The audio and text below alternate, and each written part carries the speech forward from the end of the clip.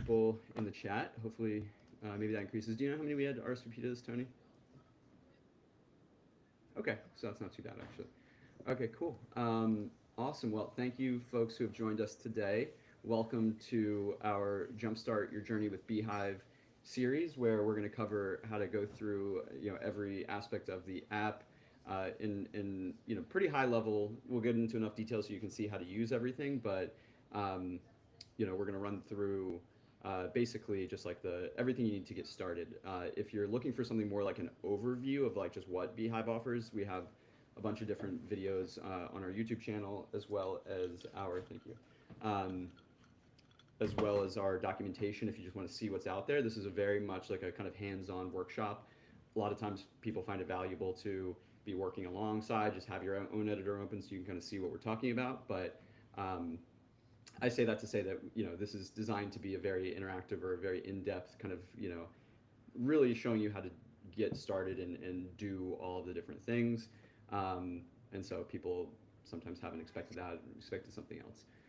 With that said, in the studio chat, or sorry, in the live chat, let's get some folks talking about where are people calling in today. We got 10 people in the room, and we got one on YouTube. If you want to just drop in the chat, where we're calling in from today. We got London, Canada, nice international group. Richmond. So my grandmother went to University of Richmond when it was Northampton College, I think. It was still women's only, but it took her there a couple years ago for a Mother's Day gift, and she loved it. Ann Arbor. I went to Maryland, but so I guess we're kind of rivals. But go blue. I don't know. I don't really have any feelings about it. I'm from Maryland. Oh yeah, you're from Maryland too? Yeah. Are I you didn't from know that. Maryland? Yeah, I'm from Maryland. Holy Yeah, I'm cow. from. I grew up in Westminster and lived in Baltimore before moving to Brooklyn. Oh, I'm from teensy tiny Urbana, but Urbana. We played Urbana a bunch when I went to Westminster. Yeah, yeah, and not a bunch, but like in the preseason games before it was like the inter, uh, I don't know, conferences you would say, like the county games before we would always play Urbana and like Linganore and a bunch of those schools. So holy cow. um, yeah, yeah, cool. I haven't Well, heard these awesome. words Glad in to such a see people coming from all over. Before I jump into things, we do have a special guest today who will be joining us for. Not that you're going to join these in the future because these are really focused on, brand new, getting started. But we have Connor here. Connor is one of our amazing support specialists who specializes in new users, early onboarding, and will be supporting your journeys as you go through kind of the beginning phases with beehiiv through the trial period. Our live support is part of our paid plan, so during that trial period, you do have access to our live support, and we want to put a face to the name so that when you're reaching out, you have a face to go with that name that's going to be responding and helping you out. And with that, I will let Connor do a little bit more of a intro and say some words. I probably took a little bit of his spiel, but take it away, Connor. No, I love saying words. Thank you so much. No, it's just so great. Yeah, hi, I'm Connor. I am part of the support team. If you reach out to support in your first 30 days, you will probably get a response from me.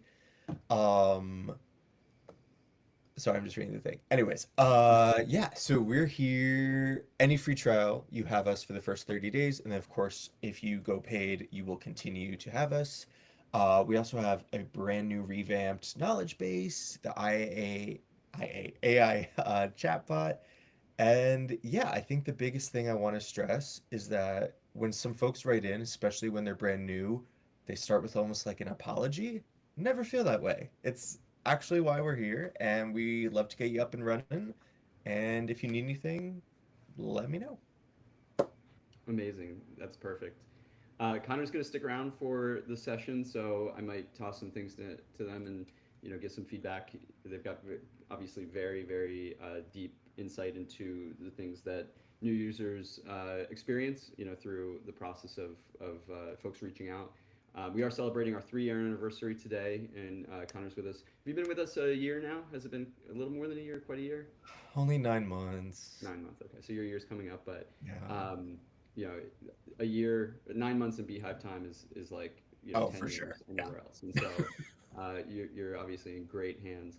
But yeah, we're getting started. We got, we do a little bit of a spiel to let people join who might be joining a little bit late, but we're getting ready to get started. I normally don't do a hat, but as I was getting ready for this session, I had to clear some stuff off because my girlfriend's stuff was like on my workstation, and she's from Finland, and this is like a traditional Finnish hat, and so I was like, I'm gonna wear it. I don't know how people feel about it, so if I should keep it, drop in the chat. If it looks super silly, I won't keep it, but we got one keep it, so we're keeping it unless it's like overwhelmingly against it. Although I will say they just turned the heat on in my apartment. It's very warm, so I might get too hot. I might have to take it off. But for anybody who's watching recordings, they can get a little laugh at the silliness of the hat.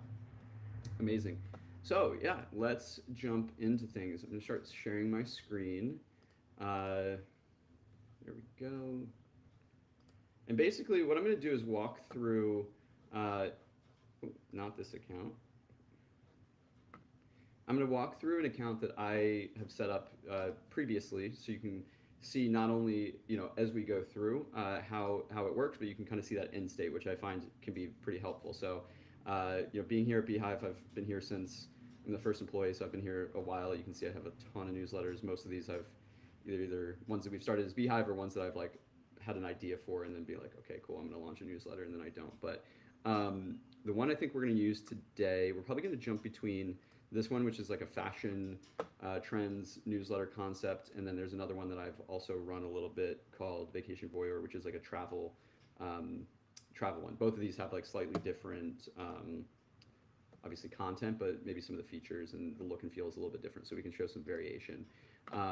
But yeah, jumping into, I'll just do a quick overview of our agenda today. We're going to start off with basically what the editor looks like, getting into the editor, using all of the features to like the full extent of the capabilities. It's really kind of the crown jewel of the platform. It's really what sets us apart and makes publishing on beehiiv so special. Sending your first post, so walking through that process of getting the email scheduled and sent to your various audiences, configuring the newsletter settings, moving to designing the newsletter, designing the web experience, and then we get into some features. So setting up your welcome email, creating feedback polls, subscribe surveys, finding newsletters to recommend, setting up a referral program, setting up the post-subscribe experience, which relies on a couple of those features that I mentioned just a second ago, which is why it's so far down. And then we'll get into things like some of the more technical things like setting up analytics and tracking, and then covering pretty high level paid subscriptions, our ad network, and boosts. So with that said, I'm going to jump right into our first item. I will say if you haven't yet started a trial, that'll be really helpful, to start that. So we have a completely free, no credit card needed free trial. So if you haven't started the free trial, do that. As we start out, it would be very helpful in being able to follow along and be able to see all of the different features that we're going through. So actually, let me just fix this screen a little bit so it's nice and full. There we go. But yeah, that'll just kind of help you be on the same page so that you can see stuff here, and we'll get you all of the features. We include in our trial all of the features except for the monetization ones, in that we don't want necessarily people to lose access to like earnings and stuff like that at the end of the trial. So those features are still going to be behind the paywall. That's not like a bug or anything. So when we get to those paid features, that's where we save them for last, and so I can show you what they'll look like on the other end, if that's interesting to you. As we get started, I'm going to let Tony and Connor monitor the chat with this one, but if you could just drop in kind of how many subs you're working with, whether you're migrating a newsletter, you're starting brand new, that'll kind of help us give a little bit of a tone for like who we're talking to today. So you can just say like, 10 subscribers just starting out, 1,000 subscribers migrating from somewhere else, and that can be useful. Especially with the migration questions, we can touch on some of the features around like we have some importers and stuff like that that'll help get quick started. But if everybody here is not starting or migrating a newsletter, then like we can kind of more gloss over those. Perfect. Exactly. Yep. Absolutely. So here we go. Jumping into it. When you first log in, you create an account. This should look familiar to everyone. You will have seen this screen. Some of the numbers might be a little bit different. I basically have 2 subscribers. They're me, myself, and then I still have to add I as the third. But it's going to look very, very similar to this. And so to get started with writing, we like to start here because it again, like I said, is kind of the crown jewel of the experience. and really starts everything off and kind of gives you that kind of understanding of why we're so excited about the product that we've built. So uh, if you've already been in here, maybe you learned something new, but just stick with us as we go through here because I'm sure as we move throughout, you will see some additional new things. So when you get to this screen, what the approach that we've taken here is giving you kind of that blank slate to just start writing, to start creating. We didn't want to overwhelm people with like having to mess around with design features, having to drag and drop the spacings and stuff like that that can get really complicated and kind of suck up time. The intention with our editor is that you have this screen and you can just start creating. You can just start putting, pen to paper metaphorically or fingers to keys. We'll start changing that saying. We're starting that here today. So when you get to the screen, you're going to see a couple things pre-filled. First is this item that says new post. This is going to be the headline of your article. By the default, the headline becomes the subject line of the email. And so actually before, let me take one step back. To give you a little bit of an idea of the infrastructure, beehiiv is a newsletter first platform, but part of growing a newsletter is being able to grow and have people share your content and access it in whatever format they may find themselves in. And so for that reason, every beehiiv account comes with a very, very performant SEO optimized web presence that allows you to publish content to the web and also allows you to publish content to people's emails. Now, as we'll get into when we get to the publishing settings, you can choose. You can publish only to web if you want to use the beehiiv platform more as like a blogging platform.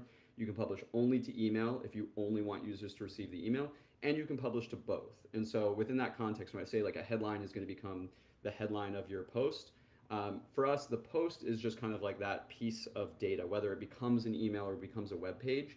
The post is just the content. And so when we talk about this headline, this is going to either default to the subject line or become the headline for your web post. And so as we'll get into, you can change that and modify. You can have a different web post than the one that goes out to emails as the subject line, but we'll get into that as we get there. So your first line is going to be, this is a new, a neat new headline. And then usually you're going to have like preview text with an email, or you have like a subtitle on the web presence where it's like, headline and a little bit of text beneath it. This is a subtitle. So as we go, it's very, very simple, very straightforward. We're just kind of going through and setting up the basics. When you're on the web or when you share your post, it's very common for there to be an image that shows up on if you share it on like Meta or you share it on LinkedIn or Twitter or wherever. Usually when you share a link, there's an image that pops up, and so that's what this thumbnail is for. So this thumbnail is going to be used for social, and you can look into it later on, but you can also change that to make it specific to social. You can change your thumbnails, but you're going to add a thumbnail. That's going to be what shows up on your website as like that image. And then content tags are ways to organize your posts. And so if you have like news and you're covering crime, entertainment, and like 2 or 3 other categories of news, you could basically tag each of those types of news so that when users are navigating through your archive, they can filter by these different subject areas. Here's our authors area. So if you have other authors, so maybe you're writing it with a friend, or you have a guest writer, or some employee that's writing your newsletter, you can set the authors here. And before we actually get into the palette and like the actual writing experience, when we hit preview, we'll see what it actually is going to look like on the web. There we go, web and email. So neat new headline, desktop, and mobile. And so with that, sometimes you may want to like hide the headline on the email. You may only want it to show up on web. These little eyeball icons are going to help you manage the visibility for that. So all of this is totally flexible. You can hide and show the author byline. You can hide and show the subtitle and headlines. It's all completely flexible. I highly recommend you, based on your aesthetic, figure out and play around with like what looks best for you, but it's all completely flexible. So with the kind of basics, this is the structure. This is kind of like the metadata around your post. Once that's figured out, we are now ready to start writing. So from here, obviously you can just start typing into your keyboard. You're going to start putting content in. But one of the things that really separates us and makes us so powerful is we have this, what I call the widget palette. We probably need a better name for it. It's probably my job as marketing over here. But if you do the /, you're going to access this widget palette, which is going to have a breakdown of all of the different widgets that we offer. So from different styling things, so bulleted lists, numbered lists, quotes, columns, you name it. These are going to be like how you can organize and add specific content, headings, you know, make this, heading one. That's going to be a little bit bigger, and it's going to by default be, as soon as it renders, gives us a second, it's going to be a certain styling. We'll get into how you style the different headers versus content in a bit. Um, from headers down to embed, so we have these different things. So, TikTok, Instagram, Twitter, all of the major platforms. If you take a link from those platforms and paste it into the editor, it's going to make it look exactly like what it looks like, across, maybe news sites that you visited. So if I go to Instagram/beehiiv and we'll pull out, our recent post. I think we posted this morning about um, our I guess maybe we haven't posted quite yet. Today's our third birthday, as I might have mentioned, and so I think we have a post going out. But we'll grab this link. We'll come back here. And we can either select that widget or drop it here, but um, this is going to load and basically visualize it very much like an Instagram post, and so it looks really, really clean. Great way to engage your users and create an experience that looks really cool. So those are embeds. From there, we have some dynamic tags. So footnotes, if you're doing more of an academic piece of writing, you want to cite your sources, makes it really easy to kind of have a passage that you can then footnote, and then it's going to show your source at the bottom. And then we have these premium widgets. So these are the ones that come on the paid plans. So ads, if you want to use the AI writer to either expand, condense, translate, change the tone, there's 10 different things that our AI writer does. We're much more into using AI to augment your content and augment your effort rather than just generate content. We think that our philosophy is like human written is best. It has the most kind of soul and is the best quality. But there are times when you may want to modify it. You may be hitting like a word count. You want to like reduce it, and you may want to change it from English to Spanish or something like that. But other than that, some of these come into play later on. Paywall break allows you to have free content above and then add a paywall, so only premium subscribers see what's below. We have our polls, recommendations, boosts, HTML snippets. So if you do want to customize, you want to drop in like a third-party HTML snippet, some sort of code or customization that isn't in the editor by default, you can extend the functionality with code if you're a developer or you want to learn that. And then referral programs. So we'll get into a bunch of these later on, but this is really kind of the core of the experience, and if you start to write, like if I know I want an image, it makes it super easy, just, / like image, and it's going to basically, filter down that list. Makes it very, very convenient as you become a power user for editing that text. So next up, this is some text. We'll dive into two different things before we move on from the editor. So once you're in here, if you highlight text, you're actually going to get access to this little menu right here, and this is going to be how you access and modify this. So if you want to do, make this bold, you can either use the traditional hotkeys like Command B or Control B if you're on a PC, or you can come in and you can highlight, you can hit bold, and it's going to make it bold. Same thing with strike through, underline, italics. You can even highlight. So say we want to make this like a yellowish color. You can highlight, and we can set that color, and now it's going to be highlighted text. And so we give it a second to render. We'll see this is highlighted. So it's another way to add a little bit of like visual interest to your newsletter. Other than that, you can make superscript, subscript. You can change this to a header, change it to bullets, change it to a quote. A lot of those different elements that we saw within the widget palette, you can actually access from here, because we all know that sometimes you write something, you may want to go back and change it, but you don't obviously want to have to rewrite it or go through the process of like, okay, I've written some content, add a new widget, copy and paste. We make it super simple to just like, go bypass that entire process and access it right from here. If you want to center it, you can do it there. There's also some other settings. So we'll get into the design side in a minute, but say there's something that you want to kind of differ from the generalized design settings. Say you want to emphasize something, you want to make it huge. You can highlight text and you can modify the text kind of very, very granularly. So say we want to not make it the default black, we want to make it gray, and we want to make it huge, we can do that. Of course, if you just want to reset it, you can hit that reset button. It takes all that styling away. We also have some really cool collaboration features. So, say I have this here and I want to be like, I only have myself, I was going to say Tony, but say I want to leave a comment for myself to say, update this before sending. Very much like Google Docs, we have this commenting infrastructure. So I could come in if I'm a different user, I'm going to get this comment. I'm going to get an email that I was commented in here, and they can be responded to and checked off as completed. And then just to give a quick demo of those AI features, say I want to take this text and improve it. Let's extend it. So you know this is probably not the best text to do it, but it's like okay. Um, let's talk about geography or geology and rocks.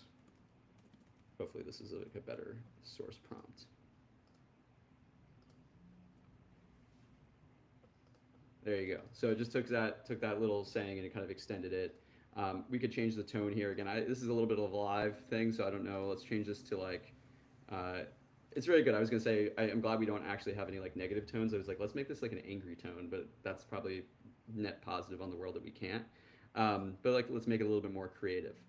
Um, that's certainly more creative. The realm of geology unfolds like a grand tapestry. So anyway, uh, some fun stuff you can do here. Again, it's not totally. I mean, it is using AI, but the idea here is you can take what you've written and augment what you're doing. Whether it's like highlighting stuff and say, hey, can you revise this for correct grammar or whatnot. There's a bunch of different things you can do, and of course, those translate, fixed grammar and spelling, complete sentences. You hit writer block halfway through the sentence, you can do that. So, some really cool stuff there. But that really covers most of the actual editor experience at a very, very high level. All of those different widgets have some fun stuff you can do with them. And lastly, as you come over here, you'll see there's two menus. So one, this is going to help you add more right away. But then this 6 dots, this represents a menu that lets you do a couple different things. So if we want to group things to a section, so say we want to like have this section and make the section background like gray, but we don't want the entire post to be gray, we can create a section. And so now this section is going to be the only part that has like a gray background, for example. And there's a bunch of other features in here. Visible, you can change the border, you can change the text color, you can change the spacing. You can get really, really granular. We won't go into all of those, but there's a lot you can do to really, really make this specific. And I'd say, um, you know, I haven't personally come across a design that we haven't been able to replicate like one to one from like a Figma file or a Photoshop file in like probably a year and a half now since we've added a lot of these features. It's very, very flexible for recreating any kind of design that you may see across the web. So that's visual settings. Similar to the up top, if you want to change the visibility, so say you want to make this section only visible on the website or only visible in email, you can do that. So this would be only in email, this would be only on the web. If you only want to show to non-subscribers, you can have a section. So if it's like a call to action to sign up for the newsletter, you can say only show this to people who are anonymous. Of course, if you're receiving an email, they're not anonymous, so it's like only for web. And then if you have a premium subscription program set up, you can show to specific like free or paid subscribers, and we'll get into the details there later on. Lastly, we integrate with the referral program. So say you want to have content that's kind of gated except for people who have done a certain number of referrals. Can be a nice incentive to get some referrals. You can do that there. Um, and yeah, from there, anchoring is just a way you can set an anchor for our table of contents widget. So we do table of contents. This represents the anchor. All of the headings by default have an anchor. And so if you have like a longer post or a web post that you want to create some jumps where it's going to like take the user from the top and then jump down, you can create the table of contents there. But that's what the anchor feature is going to do. If you want to reset everything, you can click that. Duplicate's just going to create a copy, and then copying to clipboard allows you to then take that content and paste it somewhere else in the same post or in a different post. So a lot of flexibility with how you can interact with content there. This is really where a lot of the kind of fine tuning magic happens, and I'm doing it very high level because I don't want to overwhelm or kind of get too specific with it. But this is really what makes kind of these details around the edges what makes the editor such a powerful tool, kind of comparable to some of the other things out there. So we've gotten to the point where we've drafted our content. This would be a really, really terrible newsletter to send out, but let's pretend this was like the best content ever. From there, we're going to get ready to move to the process of sending. Before I jump there, just quick notes real quick on this, we have basically some features where you can see the incoming and outgoing backlinks if you're into SEO. It can be really useful to do uh, backlinking. I don't remember what the hotkey is. Tony, could you grab the hotkey for backlinking? You can basically see here and here. This is embarrassing. This is something that's I'm a little calling a little bit of an audible here. Um, but we very recently added a feature to basically backlink to other articles in your archive, which is really, really helpful for SEO. Um, there's like a combination of keys that you can hit there, but you can see the posts that are either linking to your article or linking from the article here. This is how you're going to access those comments. You can show, kind of open, resolved, solved, whatever. Version history. So just like Google Docs, if you have a version that you liked and that you maybe tried something new but you want to go back to, you can find your version history there. Uh, the save button is going to save this as a new template. So say you have a design, you have an outline that you really like, and that you're just going to start from. That's what you're going to start from. Next time you write your next edition, you can save it as a template so that when you start, you're not starting from that blank slate. And then this is going to take you to our design settings, which we'll get to in a few minutes. So moving from the editor, we will move to these audience settings. So if you hit next, it's going to take you to the next step. So this is where you set your audience for who you want to receive the newsletter. So by default, we're going to be set to all web audience free subscribers and all email audience free subscribers. If I had some paid stuff and I wanted to go to paid users, I could check that in here, and this is going to go to absolutely all of the newsletter or all of my subscribers. As we set up different segments, if we want to include specific segments, so say we want to not include all of the free subscribers, we only want to send to a specific segment, you can do that, and it's going to send to that specific sub-segment. If you wanted to send, for example, to everyone, but maybe we exclude some of our test emails or personal emails or something like that, you can go to this and you would exclude your segments. And so in this case, it's going to send to everyone except for these 2 test users. This we'll get into what the paywall the different paywall options here later on. But like if you want to set the paywall for the posts, you can do that right here. So from there, we'd hit next. These are going to be the email specific settings. Because we've selected that we want to send this to an email audience, we have the availability to change the subject line, the preview text. We can even create an A/B test. This is going to say it's going to test for 60 minutes and then send the winner to the rest of the audience. And then just a little bit more customization around email specific stuff. So if I turn on both of these socials and likes and comments, when I come to this, I'm going to see the comments and likes and then social settings. If I wanted to remove those from the email, I can do that, and now those are going to be gone. Hitting next, now we're going to customize the web settings. This is going to be setting the URL. It's going to automatically pull and process the headline for you, so you can keep that the way you want, or if you have a very specific idea in mind of what you want, you can do that. If you want to set a different thumbnail, you can do so here. We'll get into the advanced email capture, but essentially we have features where you can set a pop-up or an email gate. So the pop-up is going to be when somebody's scrolling, they get 50% down the page, there'll be a pop-up saying, hey, would you like to subscribe if they're not yet subscribed? Setting up gating is going to require that in order for a subscriber to read the content online, they're going to have to subscribe. So it's almost like a paywall, but the only ask is basically that they submit their email. Those can be useful in various scenarios. So generally, I'd say most users, if you're publishing to the web, at least the pop-up is probably going to be a good bet. Sometimes if you have a little bit more technical content that's a little bit more maybe unique, like you're doing something around an industry report, you may want to make that gated because the draw for the content would overcome basically the friction of somebody having to enter their email to read it. So it's really up to kind of you and your content and what you want to go for, but we support both of those. For comments, you can basically allow commenting to paid subscribers only. All subscribers, you can turn off the comment section, and then you can, if you come back to this after you publish, you can lock the comment section to basically show comments but not allow new ones. We have this audio newsletter for our premium users. This is part of the paid plan, but we've partnered with 11 Labs to allow you to basically generate an audio version of the newsletter. So once you publish, this will go to 11 Labs. They'll translate the content into one of these voices. If you want, you can even use my voice. And I don't know why you'd want to do that after spending an hour and a half on the call with me today, but if you do, more power to you. And then we get into these SEO settings. So we are, in my opinion, the best platform on the market for SEO or optimized content for search engines. I hate the term SEO optimized because it's like search engine optimized. It's like ATM machine, but it's one of those things that's just in the vernacular now. So we have these SEO optimized websites that allow you to be discovered by Google, Bing, all of these search engines where people are searching for content, get picked up by the new AI kind of augmented results and what have you. But this is where if you are an SEO, you can really modify very, very granularly those settings so you can really customize exactly how users are going to interact with your content in the search engine.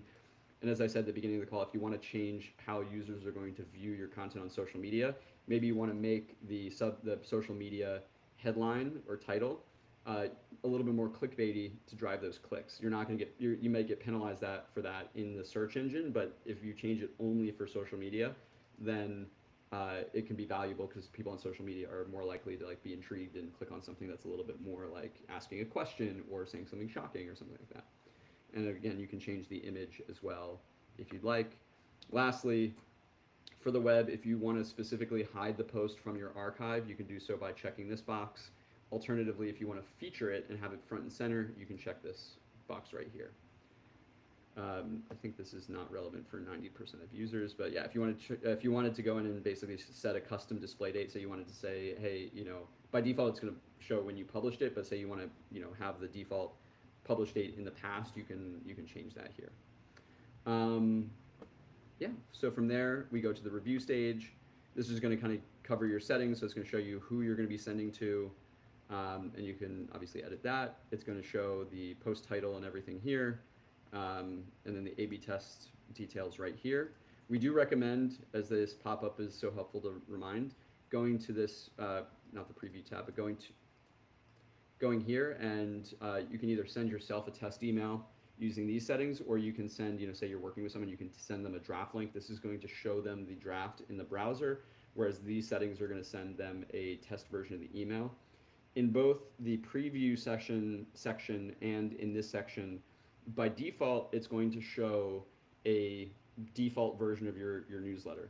As we'll get into in a little bit, you can actually customize messages using what are called custom fields, and we'll explain what those are in a minute. But like, say I have somebody's first name saved as on their user record, I can actually use the user's first name, and then I can set a default. So the pipe right here just is going to denote the default, and you can see it turn gray, so that means that it's like accepted. And so it could be like, hi, first name / friend. So now if I go to preview, because I'm not masquerading or simulating any specific user, it's going to say friend. And then I think I have the name set properly. It might not be this exact. I might not have set the name properly. Let's see. Must be first name.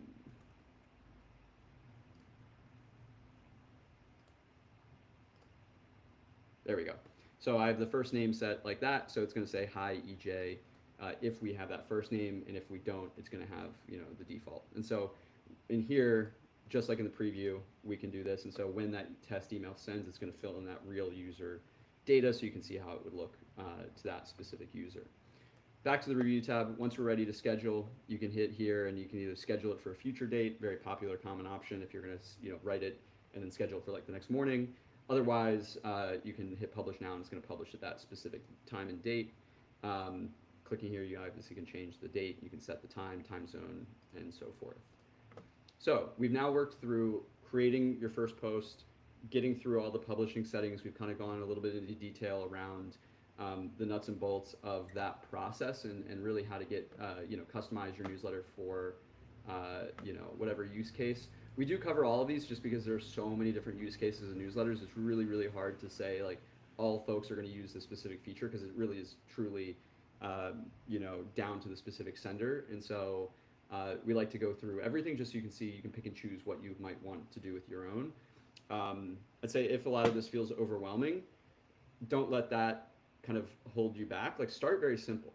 Just start with basic, just writing content, and start where you're comfortable. If you don't feel super confident about changing all of like the visibility settings and going in and really fine tuning some of like the the borders or the backgrounds, things like that. There's no need to. You can you be very, very simple, and the idea is more building the habit around publishing and getting to send, and that's really what matters. And then as you start sending, you say, hey, I wish I could like make this look a little bit different. These features are here to support that, but are certainly not there to overwhelm or confuse or anything like that. And so we do our best to kind of strike that balance, but the main thing is that you are writing, you're publishing, you are getting to send. And so as we go, I have a test, I have like an initial post that I've written that I'll go through, and I'll show you kind of what this might look like in a real version. So this is a post, so we have the thumbnail set, we have a content tag, we have a headline, we have subtitle, we have author, but it's hidden on the email version, and then we have content. I have a referral program widget right here, headline, an image that I've dropped here. This is just more body content. We have a quote, so this is a quote block, more body content, more headlines, more body content. This is going to be an image that is linked. I'm sorry, this one is not linked. This is just going to be an image that just is there. We have a survey, so this is going to be our polls feature, which we'll get into, but we have a survey that if a user clicks one of these, it'll show them kind of what other people are saying and what they'd like to try. These are columns that have images inside of them with a linked, the image is linked, so this caption right here has the link to it. And in fact, if you are interested in monetizing, one of the ways you can do so is with affiliate links. These are affiliate links that go to like an Amazon site, just an example of one way you can monetize your content through an affiliate program. These are basic links that just go to different websites. And then we have a satisfaction survey, which we'll, again, get into the poll feature in a few minutes. But just want to give you kind of an example of like what a post would look like in the editor. And then if we go back one screen, we can view the published version. And so this is what it's going to look like on the web. So very, very similar, but you can see now those headlines have become styled. We have this pop-up. So I've customized it to fit kind of my needs here. And this is how some of those features are going to populate. We got the comment section here. Now if I came in here and I went to edit, I can also show you what it would look like if you had received I guess this was only a web post. Okay, so this was not sent to an email. It was only published to my website, so we don't have like the email preview because it's already been published. But if I go back to posts, and let's go here, and we'll make a duplicate. We go here, so this is going to be the same exact content. Because it's pre-send, I can go to preview, and if I change the audience here to include an email audience, there we go.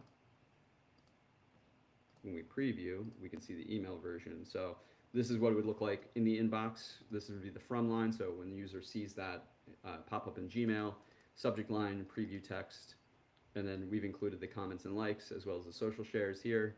And then it's going to look basically the same in the email as it did on the web.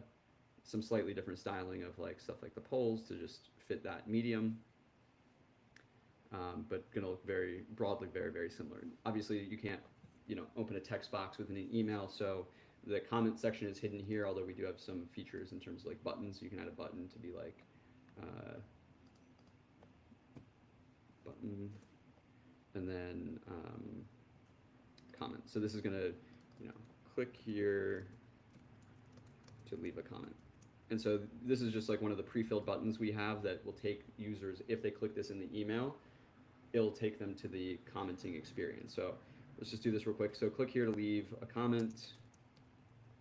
And this is a perfect like example of how we can use some visibility stuff. So if I go in here and make the visibility only in email, so if I was to republish this, I don't necessarily want this to be in the web version because they can already see the comment section. So I'm hiding it on the website, only showing it in email.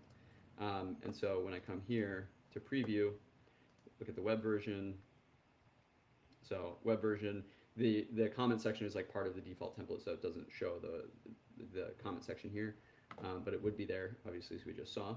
And then if I go to the email version, it's going to say click here to leave a comment. And so this would take users to the comment section. So, bit of a whirlwind. I think we probably have some questions. I see a bunch of things in the chat. I don't know. I'm sure Tony and Connor have been answering questions. Do people have any questions that we can pause for a moment before we move to the next section to answer? I know I covered a lot of that quickly. We're going to leave the recording with you in a couple days, but we would be happy to take a pause, drink a little bit of water, and answer any questions. Or maybe Tony and Connor, if there have been questions that have been raised that I can touch on, just like maybe common themes. I don't know what's been happening in the chat.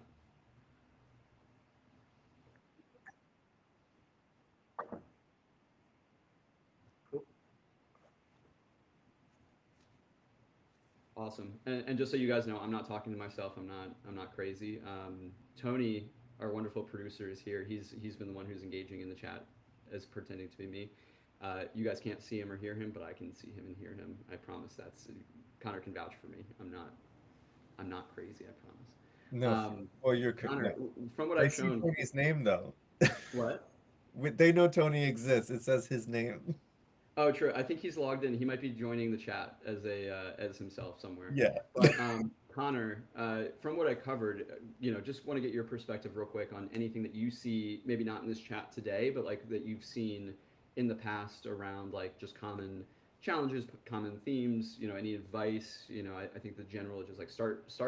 Don't let any of this overwhelm you. I think is really one of the key things. Is just like get to writing. You can evolve and add things over time as you become more comfortable with the platform. But is there anything else you would add? Anything else that you see? No, I think totally you're on the money of just jump in. You don't have to publish, even if you make a whole first post, just be like, I want to send it. Just go in, get messy, very Miss Frizzle. And then something that just comes up so frequently for brand new users is they set up their websites because you get two pages immediately. You get your homepage and your sign up page. And some folks are confused why their homepage isn't showing up.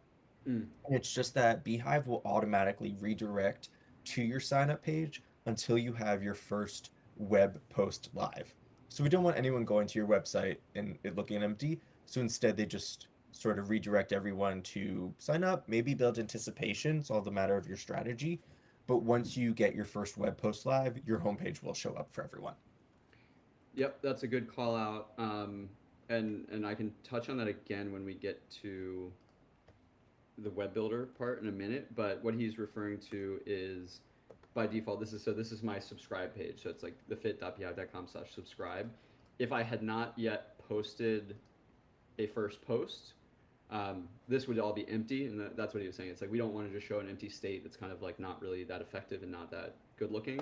And so what we do is if you haven't published a post, we obviously don't share the "Let me read it first" button right here. But users are gonna if I had not published a post and I went to the fit.beehiiv.com, it's gonna automatically redirect here, and that is something that we do get questions about. Yeah, you're absolutely on the money with that. Excellent call out. Thank you. And so yeah, great way to collect subscribers pre-launch, and can be a motivation to like make this page look pretty good. Mhm. Cool. All right. So with that said, our next item on the agenda, this next one's kind of move a little bit more quickly. We spend the most, absolutely the most time specifically in the editor because it is so critical to the entire process. But if it felt like we spent a lot of time there, the rest of them are going to feel comparatively a little bit shorter because we're going to move through the rest much more quickly as we have a lot more items. So the next step before we get to the design stage is the publication settings. So next to being in the editor, this is probably the second most important section. So when you click on your settings button, this is the experience you're going to get. By default, you'll be dropped into the general info. This is really where you can set a lot of like the very broad information about your newsletter. You obviously want to set this before you hit send for the first time, but you can add your publication name. All of these are pretty self-explanatory. I'll just go through. These help us if you do end up going to a paid plan and you want to get ad opportunities. These really help us identify what area your newsletter focuses on. So don't neglect these. You have a bunch of different languages. So the folks in Toronto or maybe not so much England, but I guess there's probably there's people in Europe who don't speak English. If you're maybe a French English person, you might want to do a newsletter in French. Or if you're a Canadian, you might want to do a newsletter in French. You can choose from these languages here, and that will just update the defaults, in terms of like the subscribe buttons and the things that we automatically deploy on your behalf. And then of course, when you're in the editor, you would just write in the language of your choice. Um, Content access. So one of the things that is, can be a big use of newsletters are, newsletters for schools, PTAs, churches, or if you're in startups, like investor newsletters, internal newsletters to your team. Many of those, as examples I just mentioned, you might not want publicly accessible or people to see all of the content. And so we have the ability to make your publications private. So if you check this box, it's going to, when people go to that subscribe page, it's going to say, hey, this is a private publication. You don't have permission to view it. And the users would have an opportunity to sign in if they obviously are allowed. But alternatively, you can also check this button if you want to allow users to like kind of apply to subscribe. So again, if you're doing something like a PTA where you don't want um, you know anybody to be able to join, but a parent might, a new parent might come to the site and might want to join. If you do require subscriber approval, they'll be set into a pending status, and on your in your subscribers interface, which we'll go into, there's a button where you can click approve, and so only at that time would they be able to actually see the content within the newsletter itself. Uh, cool. And if you're a marketer, you're interested in like UTM tracking, super useful to see this. We automatically deploy these by default, but if you wanted to, for whatever reason, turn them off, you could. If you want to set them to be something unique or within your own structure, you can do that here. Under emails, this is where you're going to set the sender name. So we saw that preview in the example. You can change this to what you want it to be. You can change your reply to address. By default, this is going to be the email address you sign up with. The reply to is going to be how you receive feedback from users. So this should be a real address. This should not be necessarily like a placeholder, because then if users reply, they're going to get like an inbox not found. You can set the details of your footer. So this is like the copyright stuff if you want to change it from the default. My address, don't stalk me, and then preview email. So we'll get into a little bit more of this in a bit in terms of like setting up a email welcome series through automations. But if you do choose to stick with our free plan, we do have a welcome email that is automatically sent when users subscribe that can be turned on and off. So if you do want that kind of one-step welcome email, you can set that all here. It's got a very similar editor experience. You just set the subject line, preview text, and such from there. And then once you've done that, you can turn it on. We'll go back here. Double opt-in. So best practice is to have a double opt-in. When someone subscribes, you send them an email saying, hey, click this button to confirm your subscription.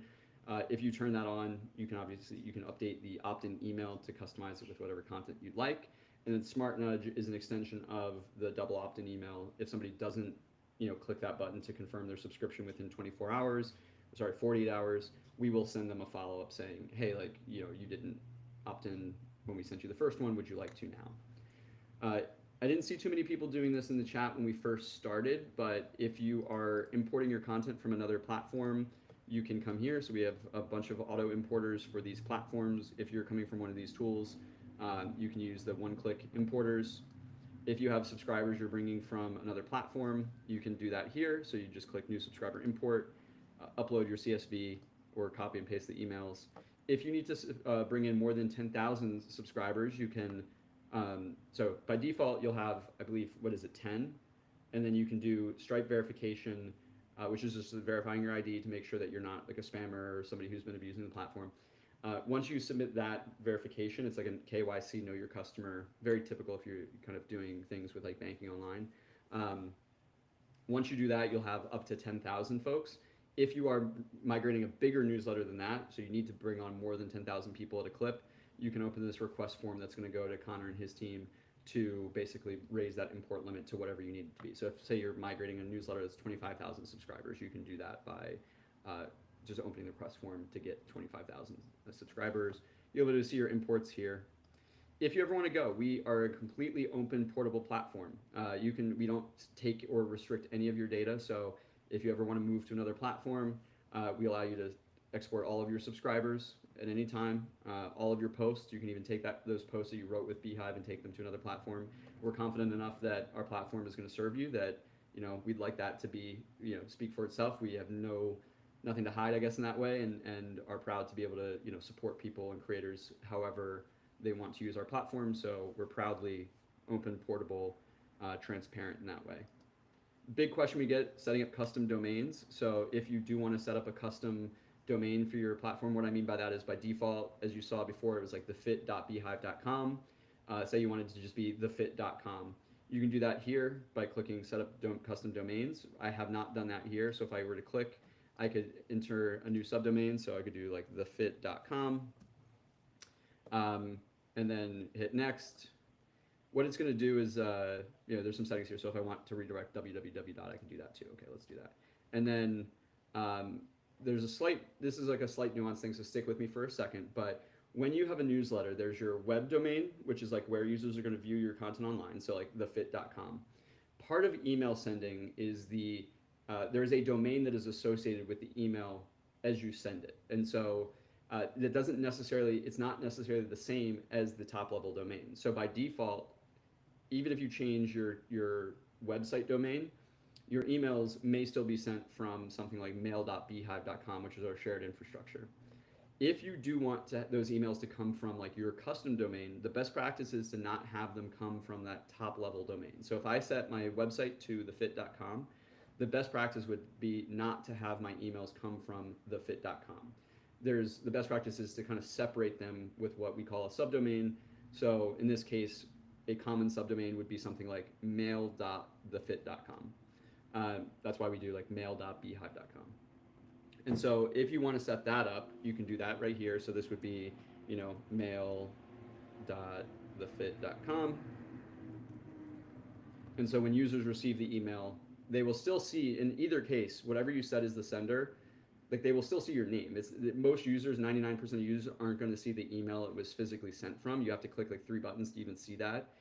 So it really doesn't make a huge difference. And in terms of our shared infrastructure is extremely, extremely solid. We send like 1 billion emails a month, so it's like it's perfect. I mean, it's amazing. It's great. So you're not sacrificing anything by changing. This is definitely more of like a power user or a big sender, somebody who's maybe running a business that wants to isolate their stuff from the shared stuff because they have regulations that they need to be manage risk in a certain way, or they want to own it, whatever. But if you go through this process, next you'll get to this final screen, and when you click setup, you're going to be introduced to a partner of ours. Is a pop-up that comes up that is called Entry. I don't think it's popping up here because this is not a real domain that I bought. But if you go through something like Squarespace or GoDaddy or like a bunch of other actual hosts, you'll see a button that says like set up with Entry, which is going to basically do all of that for you. There's a step of where you have to add like records and like you have to copy and paste stuff over. It's like a huge hassle, and it's very, very intimidating for a lot of users, and it's very not easy to mess up. It's easy to do, but it's like a little bit annoying. And so we do handle all of that for you with this partner called Entry. You just basically sign in with like GoDaddy or Squarespace or whatever, and it handles all of that for you. Easy peasy. All right. For more technical users, we offer webhooks on our paid plan, so you can create a webhook endpoint to ingest data from other platforms. We integrate widely with with like 10,000 different tools. I mean, really any tool that API we can connect with. In terms of no code, we connect with any tool that can connect with a webhook or a like Zapier or Make or any of those other no code tools. Once you start working with like paid stuff, we have our Stripe kind of settings to connect your Stripe account. And then RSS feeds. We have the ability on our highest max plan to generate content in your newsletter from an RSS feed. So that's like you would bring your RSS feed in and you can have content created within your newsletter. And we also offer the ability for you to provide users with an RSS feed if they want to ingest your content that way. And that's all found here. So we kind of did things a little bit in reverse order in that these are the publication settings. Our structure of the way that Beehiiv works is that you have the workspace, which is kind of like the company, and then every workspace by default has one publication, and that's going to be your newsletter itself. And so we have that structure because you can actually have up to 3 publications or up to 3 newsletters by default. And so your workspace settings are going to kind of be those shared settings that kind of go across all of your newsletters. And so you can see these are all the newsletters I've started in my account, and so I can view the details of all of those here. This is the shared footer address, don't stalk me, and the name of my company. From here, you can see the team. So these are like just the 2 people I've added, me and myself. I need a third email to make that saying make sense, but you can add people from your team either as workspace folks, so they have access to the overall organization, or you can add people specifically to individual newsletters if they're something like a writer who's only contributing and writing content, or working on specific newsletters. Here's where, when it's time to upgrade, you're going to come to your billing and plan settings, and you're going to come in here, and this will look slightly different if you because you haven't upgraded yet, but you'll just click here. It'll bring up a pop-up of like what the different plans are, the sizes, and very self-explanatory to choose the number of subscribers that you want and the type of plan, scale, or max. And you can go through that upgrade process. And lastly, as I mentioned before, with webhooks, we do integrate with like 10,000 different tools.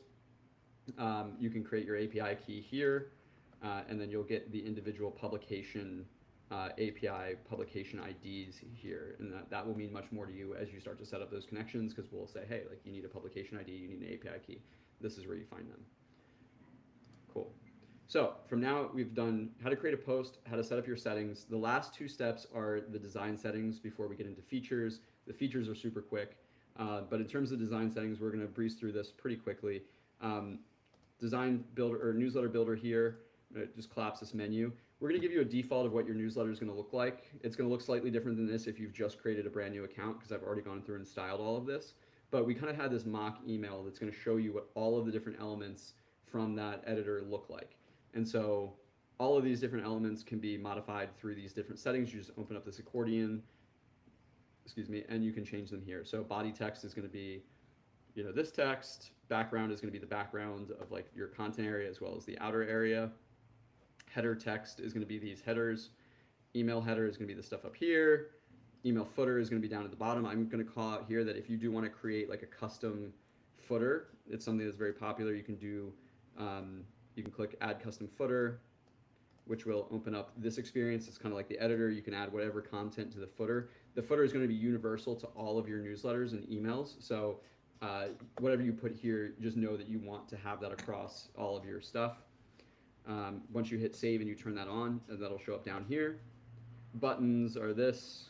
Content breaks are these lines that show up that you can add here. One popular thing people do is you might create a custom image that you use as a line break. That's actually not a design setting. That's just, you're going to take that image that you build and you're just going to add it as an image within the actual editor itself.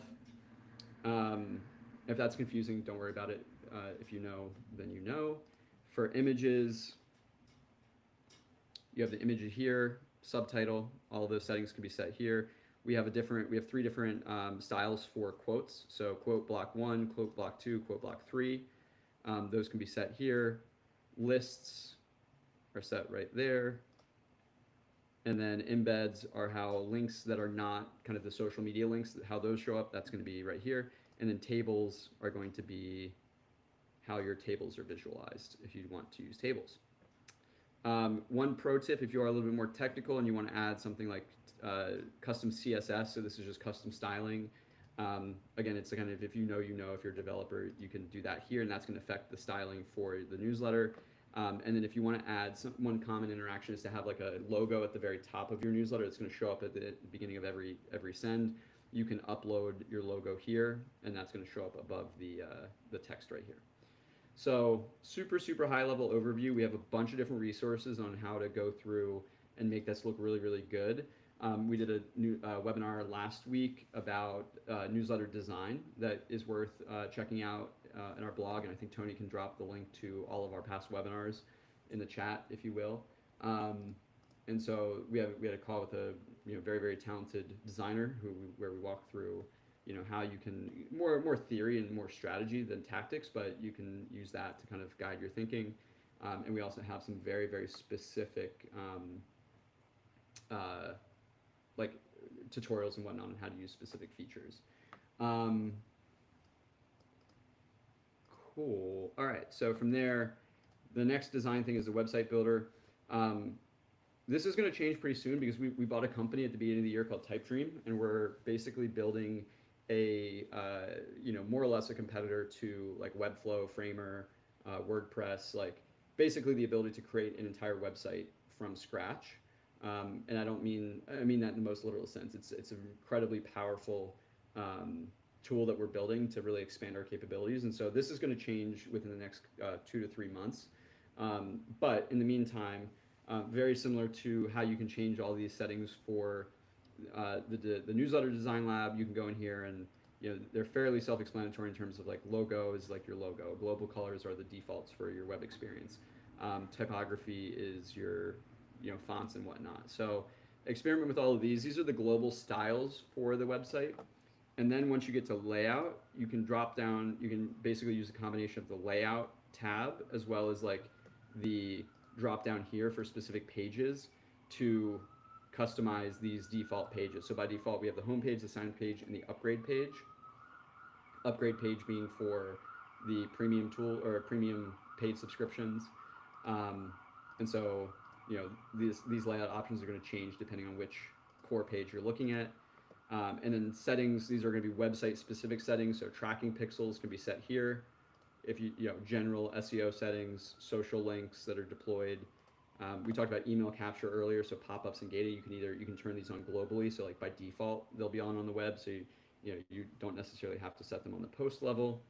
We'll get into sign up flow kind of towards the end, but comment sections, you can turn your settings on for comments, notifications. We actually have the option to deploy a mobile app for all of our users. And so that's where you do that here. So if this is turned on when a user signs in, they'll get a pop-up on their screen on their phone asking if they want to add your newsletter to their home screen. So it literally becomes like a tab on their home screen.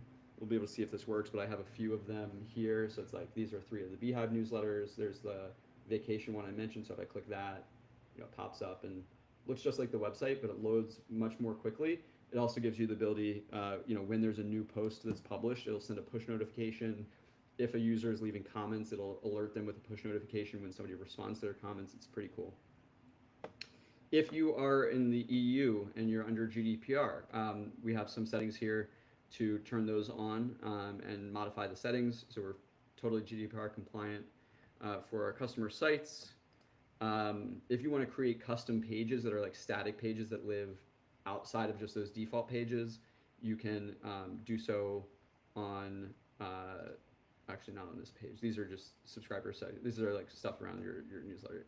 The static pages are going to be here under custom pages. You can add different things. So I have this custom page. So if I view it, I did a test for like a free giveaway. So this is actually I think this is a concept I did for like a link in bio. So if you wanted to do like a link in bio, you do like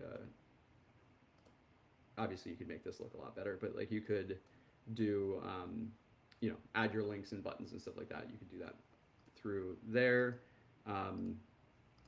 Oh no, you know what? That was a giveaway. So that's a lead magnet concept. This is the link in bio. Again, you can customize this to look actually way better. I just was doing a quick, this is how you would do it. But a couple different options there. Again, this experience is really going to change pretty substantially when we launch the new website builder.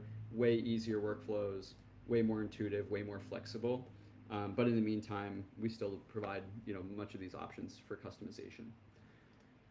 Okay, cool. So now comes the fun part. We're going to be kind of moving through the different features. So I mentioned earlier automations, and before I get there, just it's important to see if you click on the subscriber button. This is going to show you all of your subscribers. If you click into them, there's a bunch of data you'll see where they're coming from. There's a bunch of details about how you acquired them, any custom fields that are set. So this is what I was doing before. I have the custom field for first name, not for this user set, but for my other test account, it's set to EJ. You can see how they've interacted with your different emails and different events.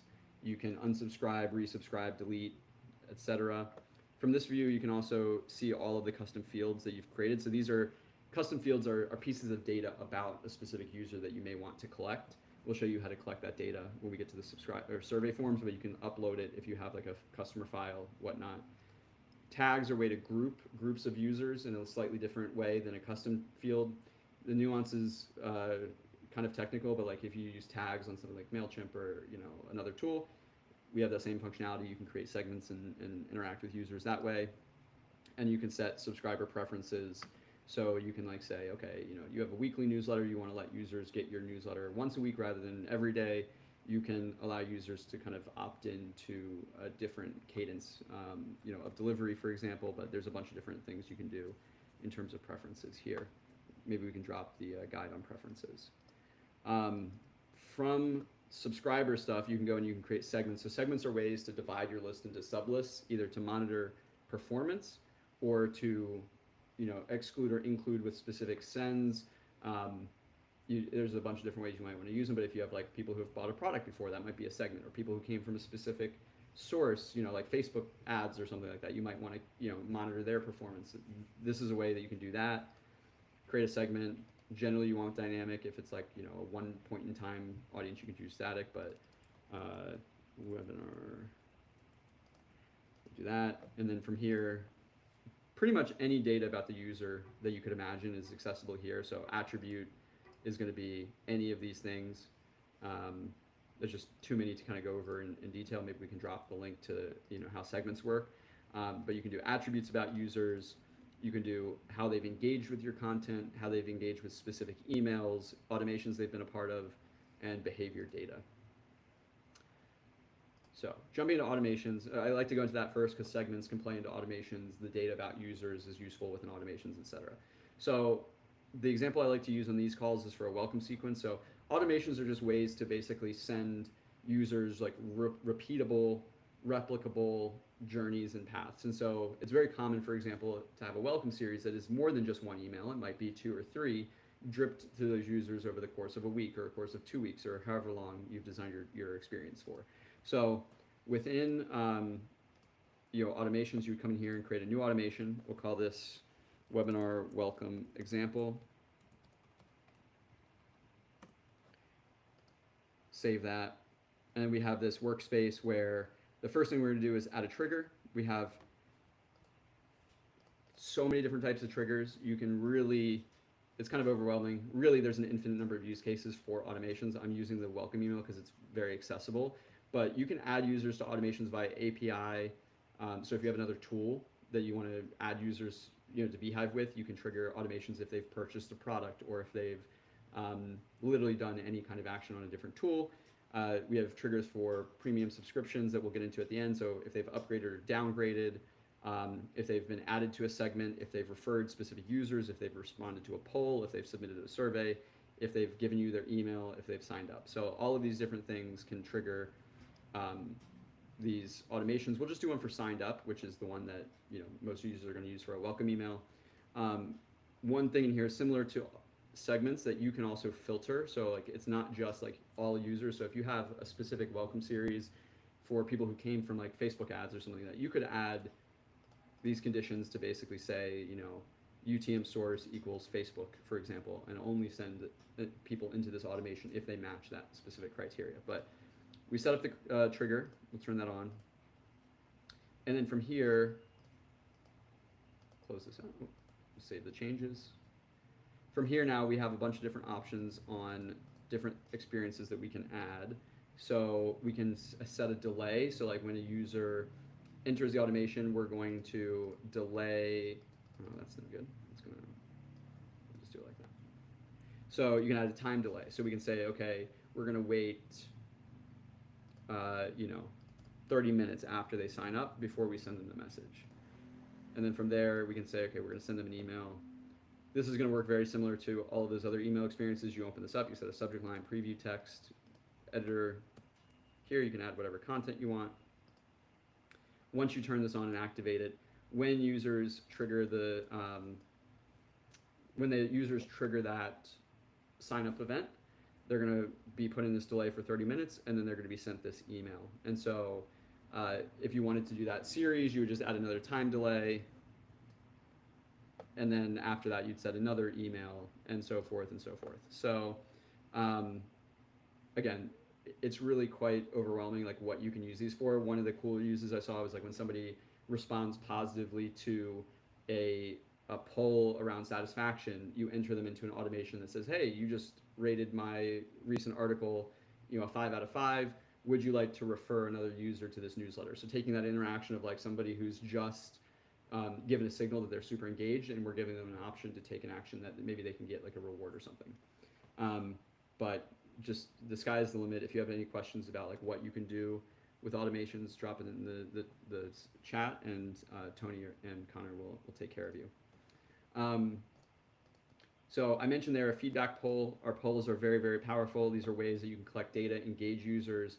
There's like a bunch of benefits of this. Are you can increase your click-through rate, which is going to do good things for deliverability. You can collect information in terms of like satisfaction from your users. You can get content ideas. You can get content that you can then share on social media because these polls are shareable on social. There's like a bunch of benefits of using polls. Everyone should be using polls. Um, but what are they? So you click new poll, create a name, create a description. We have two types, voting and trivia. So voting is going to just like collect people's feedback and be like, okay, 10 people said this, one person said this, 0 people said this third thing. Trivia is going to be where you set a correct answer, and then people are going to respond with what that answer is. And actually for polls, I'm going to switch over to the vacation one because I have some really good data for that one. That's just fun for examples. So go to surveys. Polls. All of my posts that I send about these travel experiences, both ask, do you think that the money is worth this experience? And then for each of the posts, there's like a post-specific trivia question. So for this one, we ask, what is the most dangerous animal in Africa? The correct answer is hippo, and I think we had 2 people vote hippo, which is the correct answer. Um, I can basically share these results if I copy that and go to Twitter or any other social network. If I do that, if I paste those results, it's going to paste this really cool visual that just like is very, very engaging, almost like Wordle style, if anybody remembers Wordle. So that's like a trivia one.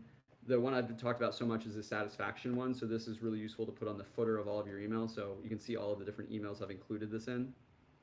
But basically, what did you think of today's newsletter? We thrive on feedback. And then it's going to show like what people voted on here. Very, very helpful as you gather a baseline, a little bit of growth strategy. You're not going to have huge engagement with these because they're going to be at the very bottom generally, and people don't necessarily engage like 100%. But what can be really, really helpful is like if you know that you generally get like 5 responses for each time you send.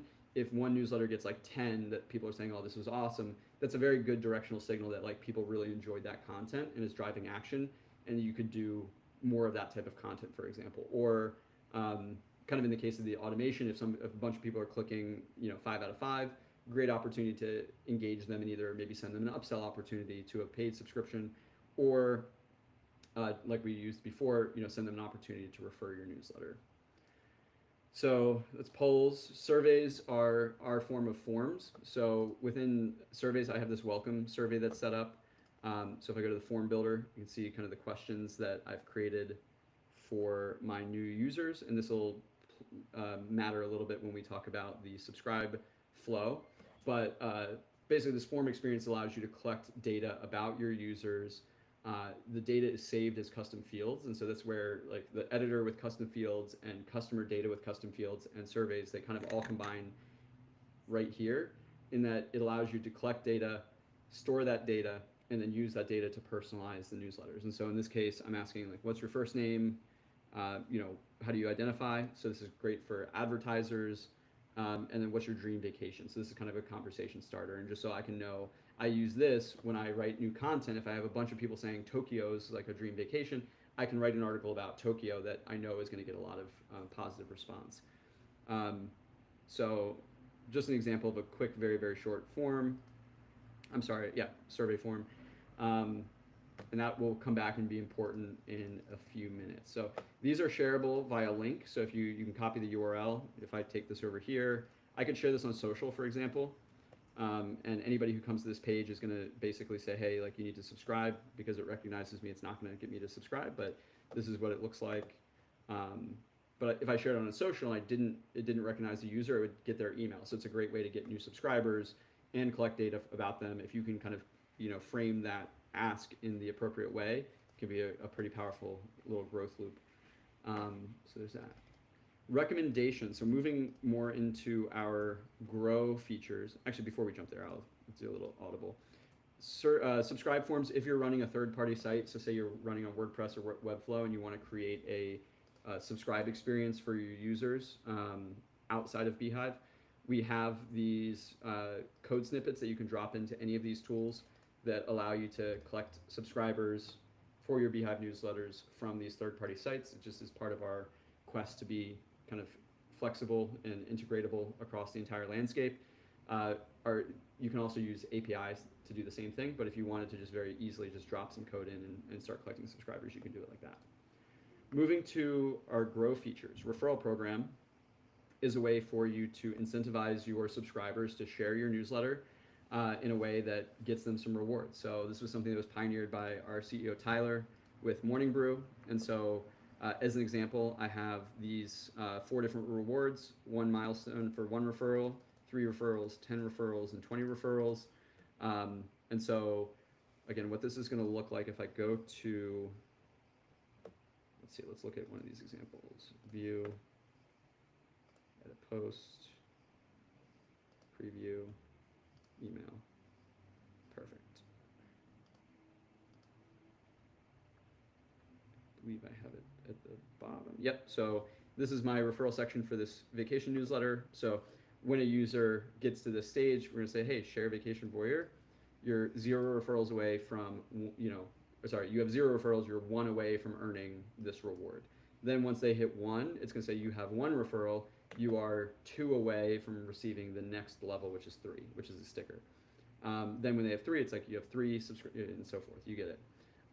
So very, very powerful way to incentivize organic growth. All included in your subscription fee. A lot of these things that we talk about, just to highlight, 2 benefits. One, a lot of these features like referral programs, A/B testing, not even to mention like the ads product, magic links, boosts. Typically, if you are not on a platform like beehiiv, you can still like purchase a tool that may replicate some of this functionality. But one of the key benefits as we get into these like growth features and these feature sections is that all of these are within beehiiv, and it's all combined and included in that fee. And so a tool like a recommendations tool or referral tool, the minimum cost is gonna be like $99 a month. So it's like you're basically getting the cost of your referral tool and you get all of the other stuff included. And that's just one feature. So it's like we've packed so many very, very robust, powerful features into the platform that basically prevent you from necessarily needing to go out and buy these other tools. But the other part is, say you're not sold, the other part is when you're combining all these different tools, there's always loss of data and different ways in which the different platforms don't communicate together. And so it's never as seamless as what we've developed here. And so you save a bunch of money, you get seamless interactions and connection between the tools and the data, which is really, really powerful. So referral program is one way to grow. Recommendations is another. So with our recommendations network, you can go in here and you can type in and find other newsletters. And this is gonna be like an organic recommendation kind of method. So if I've come in, I already have like these 4 that I'm recommending from this vacation newsletter. So I found Air Traveler Club, very similar like travel niche. And so when users subscribe, when I cover the subscriber flow in a minute, they'll be given the opportunity to sign up and also subscribe to this other newsletter. And I've referred them 92 subscribers, and I've referred Zillow Gunwale at 74. The value here on the organic side is that if they see that I'm recommending a bunch, folks like, did this, I'm a friend with the guy who runs this one, he's recommending my newsletter. So if he sends me subscribers, let's see if he has. No, he hasn't. He sent me 4 subscribers. So I'm recommending him, he's recommending me, he sent me 4 subscribers, I've sent him 0, so I gotta work on that. But it's a way to do some like organic growth, very similar to what we're gonna cover in our boosts feature, which is kind of the similar kind of mechanism, but it's on the kind of the monetization, so it's like a paid or sponsored recommendation. We already covered the referral program. Okay, cool. So now that we've done all this, I'm gonna go back 1 beat, and this will all make sense now. I've talked a lot about that subscribe flow. So in the website builder under settings, if we click on subscribe flow, we're going to see this interface, and it's going to basically say like, avatars, your logo, success message. What does all this mean? What does checking the recommendations page mean? Welcome survey, upgrade page, multi-pubs. What does all of this mean? What this means is that when somebody comes to your site, and we'll just do this live real quick. We'll go to view site. You have the ability to shape very, very robust, very fun, powerful sign-on experiences. So if I not a fake email, it's a real email. But there we go. Cool. So I just subscribed. So now this pop-up is showing me these are the ones that are the organic referrals. We don't opt people in automatically, so you can guarantee that these are going to be like quality, good subscribers that are choosing to engage. I can basically, as a new subscriber, select, okay, cool, I want to join some of these. I could say all of them or none of them. Um, but these you'll recognize from the recommendation section. These up here are from boosts. And so these are ones where if somebody does choose to opt into these, I will actually get paid for recommending those subscribers. Now, I'm not going to do that here because we have very sophisticated spam detection. So if I were to subscribe to my own newsletter and try to commit fraud by like making money from doing this, I'd get kicked out of boosts. And we have like a super robust system. It's really one of the things I'm most proud about because it provides so much value to the network. But basically, if you once you qualify for boosts and on the paid plan, you can basically get paid for recommending other newsletters, your subscribers to other newsletters. So let's say, I'm going to pass on unsubscribing to any of these other newsletters just for this demo. I'm going to hit continue.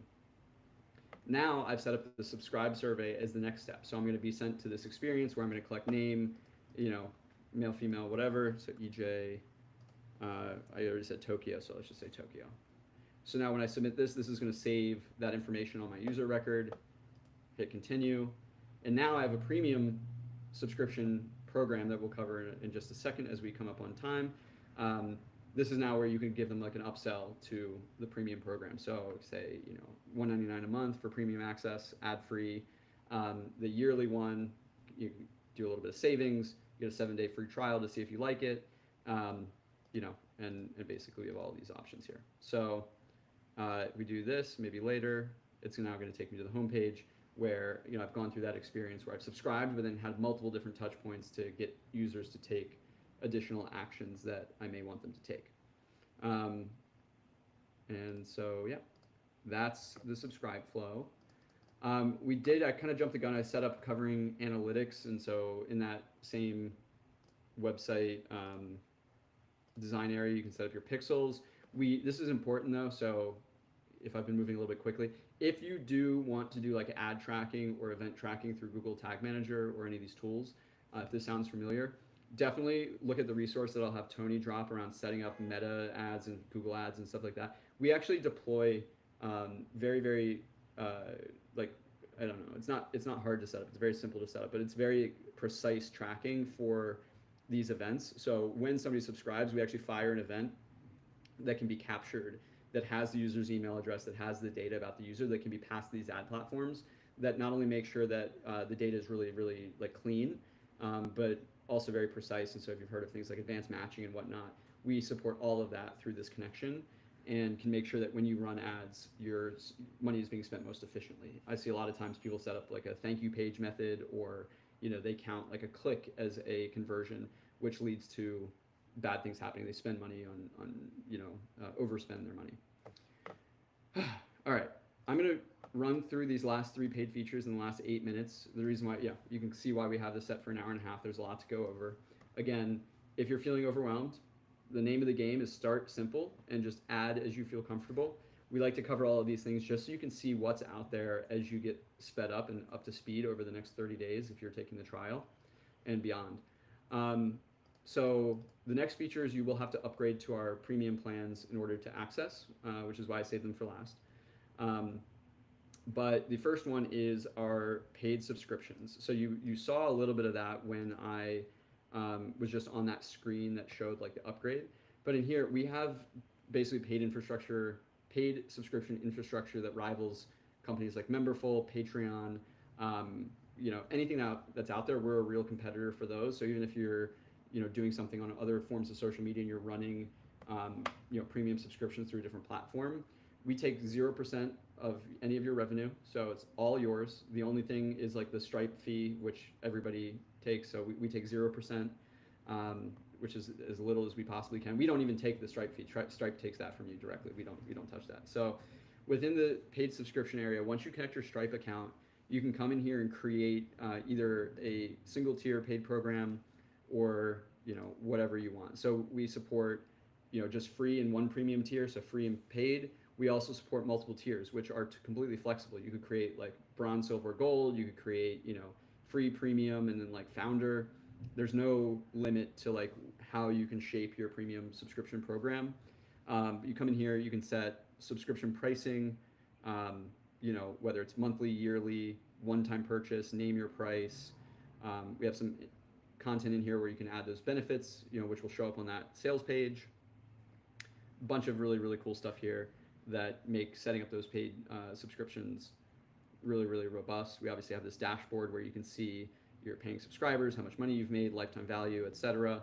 A bunch of different features here around, charting and growing. You can see where those users came from, the breakdown of kind of how you're, I don't know if this will show up because I don't actually have different offers, but if you do different offers to incentivize people, you can see that breakdown here. Next, ad network, one of our other very, very popular tools. Under monetize, you have ads.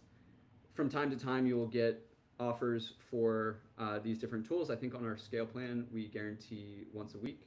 I think from Max, we might have a little bit of a higher guarantee, but basically these are 3 different advertisers that I ran ads for. Once you kind of run them, you'll be able to have these reports, and any money that gets paid out, it basically all in one. You don't have to have any sales team. You don't have to do any negotiating. We come to you, we say, hey, here's the offer. If you'd like to do it, accept it. This is just when it has to run. There's a window. You select when you want to send it. And then when you send it, any clicks that you get, or if it's a CPM basis, any views that you get paid out on. We have a bunch of material that goes into more detail, but it's basically, we bring you ad opportunities. You put them in your newsletter, you get paid. Last but not least is our Boost network, and I save this for last just because there's 2 sides to it, so it's a little bit more. If you want to monetize your newsletter with boosts, this is that mechanism of, you have the sponsored recommendations where somebody subscribes to your newsletter, they subscribe to one of the sponsored newsletters, you get paid. So in this case, under the monetize section, I ran some boosts, and so I have some reporting here. Basically, this is real data. So of the people who subscribed, I had 20 verified subscribers, 10, 20, 10, 27. Anyway, all of this I got paid real money for, and you just do that by just growing your newsletter. So if you're running ads, this is a great way to subsidize your ad costs. So if a subscriber costs, $1 a piece, and you're able to offset that by, 60 cents a subscriber, it can work really, really well. If you have an ad budget and you want to grow with boosts, you can actually make offers that show up in our marketplace. So I'll click on the offer marketplace here, where people will actually share how much they're willing to pay per subscriber. So like this newsletter is willing to pay $2 per subscriber, $4 for this one. The reason why these are so high is because we actually have a very, very robust verification process where these people who pay for the growth only pay when the user is actually verified and engaged in a real subscriber and opening and engaging with emails. And so what that means, you might have seen the verification rate on the other side. We track that verification rate to ensure that like the quality of the people being referred stays high. But it's a marketplace, it's a give and take. If you are somebody who wants to grow, it's the best way you can spend money. Imagine if Facebook, when you ran ads, gave you your money back if they didn't achieve the goal that you wanted to achieve. So say you say, I want to pay $2 a subscriber, you put $100 into Meta, you're not guaranteed to get any subscribers. You could get 1 and then your CPA is $100. You could get 20 and then your CPA is $5. Imagine if you could put in, say, hey, I only want to pay $2 a subscriber, and Zuck gave you back your money for every subscriber that didn't hit that rate. That's literally what we're doing. So you say, I want to pay $2 per subscriber. You only pay when you get that subscriber. On the monetize side, there is that verification process. So you'll see some come through that go through verification and don't pass. It's just kind of nature of the beast. The people on the grow side who are supplying the money, we need to obviously keep them happy and have them having actual subscribers growing. But in that way, it's just a no-brainer to monetize your newsletter with. The caveat I will add with this is that because this is such a powerful, very lucrative experience, we do have minimums for new users on getting access to boosts. So it's behind the paywall, so you have to go on a paid plan, but you also have to have actually been sending your newsletter and having like real stuff. You can't just like create a beehiiv account and just have a sign up page and just get stuff like that. And that's part of like, we want real subscribers moving through this network. So it's if it sounds too good to be true, there are some of these caveats that obviously make it a very, very real, amazing experience for all. I have 40 seconds left on the clock, so I think I came pretty close to hitting everything. I'm so sorry for going through things so quickly, although I think it can be helpful to see everything. Um, I'm so thankful for Connor and Tony to have been here today. I see a bunch of interaction in the chats. Um, I'm sure people have been asking questions throughout this whole time, but now that we've reached the end, we do generally like to save a little bit of time for Q&A if you guys want to stick around for a few more minutes. Before we take some questions, I'll give a few seconds for the chat to fill up with any remaining questions. I do like to use the last few minutes to plug the beehiiv community through Slack. So we have a Slack community called The Hive. If something like this was useful today and you want to kind of get more of it, we have a Slack community that with more than 3,000 active paying beehiiv customers, you get access once you become a paying customer. There's channels for things like offering and receiving cross promotions. It's one of those ways in which people get connected for recommendations. There's a channel for like getting feedback on newsletter design. There's email 101, which is like basics of email marketing if you're new. There's growth tactics, how to, milestones where you can celebrate wins with like-minded people, how to monetize, different strategies around that. There's like literally 20 different channels that have a little bit of something for everyone, and there's like hundreds of messages every day. It's very, very active. So if this was useful, you can keep the party going through that Hive community and basically join a community of, it's 3,036 people who are actively paying on beehiiv and have chosen to join this community because it's on Slack. It's most people's within their workflow anyway because everybody's using Slack, for work. So super, super helpful. With that being said, cool. We got the question, and again, I guess this Q&A is a little bit less useful when I have such valuable people answering questions on the fly because we're able to just get them answered in the meantime. So if you have any questions, speak now or not forever hold your peace. You can always reach out to Connor. It's the opposite of forever holding your peace. But if you have any questions before we sign off, let us know in the next couple of seconds. I do want to give a huge, huge thank you to Connor for staying this whole time and answering questions and being such a great sport. So excited for you guys to interact with them, during your trial and during the beginning of your journey and beyond. Thank you so much for showing up. You literally make this worthwhile. If we had nobody here, we wouldn't be able to do this. And so thank you and you and you and even the folks that are watching this in the recording. We'll make sure that our editor doesn't edit that last part out. And so even when you're watching this 6 months from now or 2 months from now or a week from now, we appreciate you.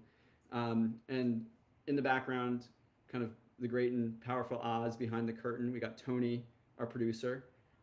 Thank you, Tony. Round of applause. You do great work every single time. You keep the wheels turning. My right-hand guy. And with that said, we got the thank yous, we got the appreciation, the gratitude.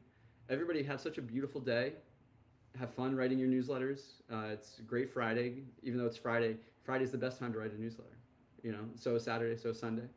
Really, any day of the week is a great day to write a newsletter. But if you need that motivation, now's your time. You got some time. You got daylight left. But thank you so much. I shouldn't have said that because I don't know. I don't think I can get in trouble with legal. I know in England it might be a little bit further along, so maybe there's not daylight left. So forget that part. But it is still a great time to write a newsletter, even if there's no daylight left. Wherever you are. But thank you so much. I got to take this hat off. I am sweating. I'm sweating so much. Anyway, thank you all. Have a great day. Bye.